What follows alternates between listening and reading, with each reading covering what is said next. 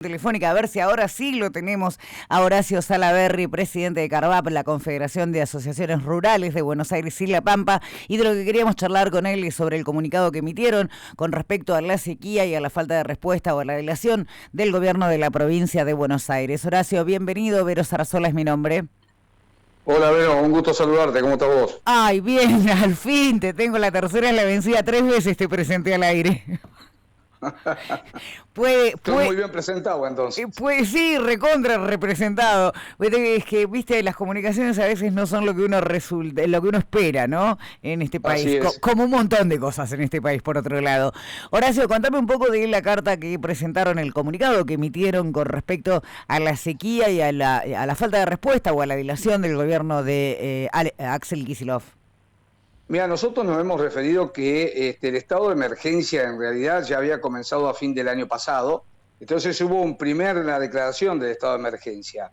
Pero ya por el mes de febrero-marzo se empezó a ver que la situación directamente iba a ser calamitosa, como lo es, como bueno, es de estado público, inclusive se hablan hasta de 15 a 20 mil millones de dólares que se dejarían de ingresar al país, ¿no es cierto? O sea, eso habla de la dimensión de esta sequía. Entonces nosotros habíamos propuesto que la declaración de emergencia se hiciese hasta el 31/12, o sea, fin de año, de manera que a lo largo del año, si aparecían lluvias, el productor pudiera retomar un ritmo normal y cumplir con sus compromisos de mitad de fin de año para adelante. Me refiero a compromisos impositivos y algunos compromisos de tipo bancario. Bueno, en provincia nunca lo entendieron así y fueron haciendo distintas, o sea, cada 3 meses declarar una emergencia. Cuando vos declarás una emergencia, después, para que esa emergencia tenga validez a nivel nacional, tiene que ir al Ministerio, a la Comisión de Emergencia Nacional y al Ministerio de Economía. El primer decreto que firmó el gobernador tuvo 70 días para salir en Nación. Al no salir el decreto, muchos productores no pudieron postergar el pago del impuesto, el anticipo del impuesto de la ganancia y lo tuvieron que pagar. Y por otro lado, se prorrogó el impuesto inmobiliario al mes de mayo, justo que el mes que viene tener un otro vencimiento y no 180 días como dice la ley. O sea, lo que ha pasado es que al no tomar la emergencia en un tiempo más largo, los decretos se fueron amontonando, la burocracia fue generando sus acciones y básicamente quedaron muchos productores sin poder tener los beneficios de las leyes nacionales en determinado momento por todo un tema burocrático y por no entender que la emergencia, ¿no es cierto? La emergencia era de mayor calibre al que se tenía y que hacía falta tener una visión de mayor largo plazo. Así que por eso hemos dicho que nosotros necesitamos una activación distinta y de alguna manera que ir corrigiendo estas cuestiones y que el productor pueda tener, digamos, un estado de emergencia más amplia donde permita tomar los beneficios de la ley, ¿no? Y la respuesta que decís, ya han tenido, a partir de este comunicado que ustedes han emitido, ¿han tenido algún llamado de funcionarios del gobierno de la provincia de Buenos Aires? Yo he tenido un llamado del ministro Rodríguez, con el cual tenemos siempre un trato totalmente razonable y en el cual quedamos para el día lunes o otro día de la semana que viene a sentarnos a ver la situación y ver cómo va a quedar toda esta situación hacia adelante y cómo va a quedar esta cuestión dentro de básicamente en la declaración de las emergencias nacionales para que pueda tener el beneficio, digamos, de todo lo que es la cuestión impositiva, ¿no? Que es lo que más complejiza al productor. Vamos a ver ese tema porque todo lo que es un pago de impuestos lo que hace es desfinanciar al productor. Por eso las leyes de emergencia tratan primero la parte impositiva y la parte financiera, que es el ahogo que tiene un productor que no tiene hoy. En el caso del caso agropecuario la cosecha fue muy mala y en el caso de lo que es la ganadería de leche o de carne hay una, digamos, caída en producción de leche y por otro lado lo que hay una venta de carne porque no hay pasto.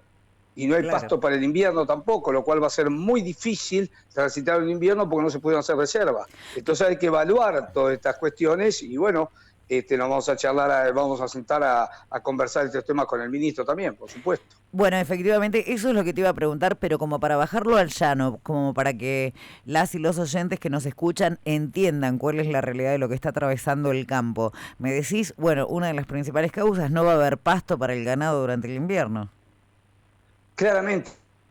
Con todo lo que eso trae aparejado, ¿no? Digamos, es un tema Por supuesto, vos imaginate que por ahí un rollo de pasto se está pagando 30.000 pesos, un rollo de pasto para que consuma la hacienda de una calidad normal, se está pagando 30.000 pesos en esta zona. O sea, son valores altísimos y por otro lado no hay ningún tipo de reserva. A ver, hoy el productor está recibiendo en el mercado ganadero valores por sus categorías de hacienda mucho más, digamos, más bajo que hace un año en valores nominales, no ajustado. O sea que ha perdido un 100%. Y esto se produce por un exceso de oferta. Porque si vos no tenés pasto en el campo, no tenés otra cosa que hacer es que vender el animal. ¿No es cierto? Muchas veces se malvenden los terneros para que pueda quedar la vaca, que de última es, para hacerlo simple, la fábrica de los terneros.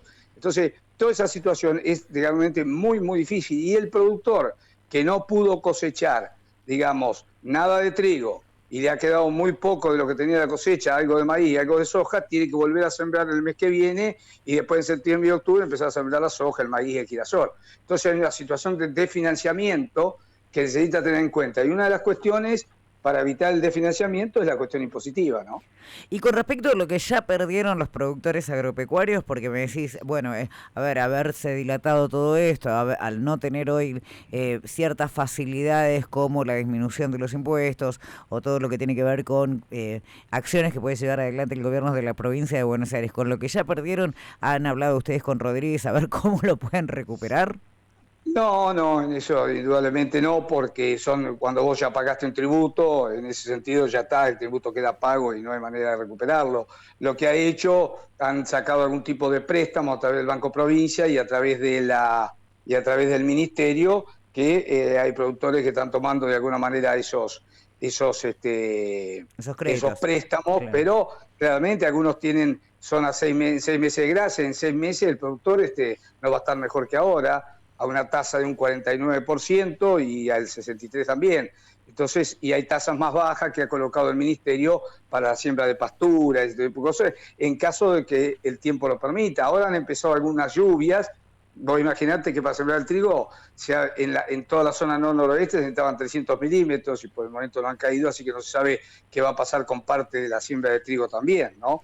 O sea, la situación sigue siendo muy, muy, muy compleja.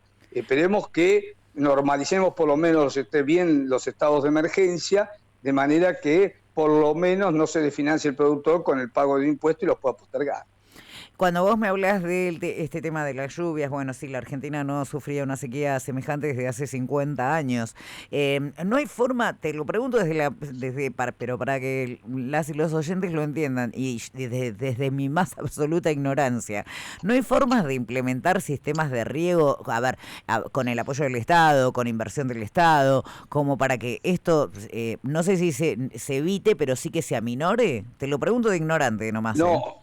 Mirá, en realidad te explico lo siguiente. El riego lo que hace es mejorar rendimientos, pero nunca puede reemplazar a la lluvia. ¿No es cierto? Por la cantidad de milímetros e inclusive por el mismo contenido de las napas freáticas. Por imagínate que la provincia de Buenos Aires había que regar 30 millones de hectáreas, lo cual es cosa imposible claro. Porque no hay existencia de agua para eso. Así que lo único que hace, de hecho hay gente que ha tenido riego este año, seguramente, pero ha disminuido el rinde en un 50%. O sea, el riego más vale garantiza, ¿no es cierto?, un rendimiento mayor y una producción mayor en un tiempo normal.